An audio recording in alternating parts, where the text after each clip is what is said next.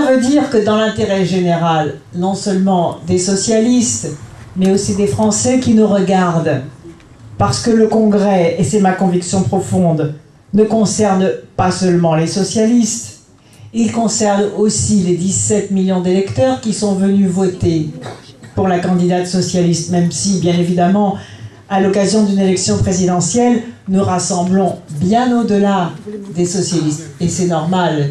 Nous rassemblons tous ceux qui veulent faire barrage à la droite, et puis tous ceux qui auraient voulu éviter à la France ce qui est en train de se passer, et les cruelles déceptions dont beaucoup de Français souffrent. Et donc aujourd'hui, la principale priorité, c'est de s'opposer de toutes nos forces. Je l'ai dit d'abord dans les collectivités territoriales, là où nous sommes, et nous assumons un certain nombre de chocs, de désengagement de l'État. Nous venons ici ou là, nous prenons en charge les manuels scolaires, nous prenons en charge les aides sociales, nous nous substituons des engagements de l'État dans le domaine de la culture, là où ça fait autant de dégâts. Tout ce qui est retiré aux associations, ce sont nous les socialistes sur les territoires qui nous y substituons. Dans ma région, j'en suis même à mettre en place du crédit gratuit, du microcrédit, pour que les familles ne basculent pas dans le surendettement. Je finance aussi totalement le passage du permis de conduire pour les jeunes qui sont reçus au CAP, dans les métiers manuels en particulier. Ils ne peuvent pas passer le permis, ils ne peuvent pas aller travailler. Et d'un côté, on leur demande d'aller travailler, de faire des efforts pour avoir un diplôme, et ils ne peuvent pas se déplacer. Et aujourd'hui, avec l'explosion du coût de l'essence, ce sont tous les Français qui aujourd'hui souffrent.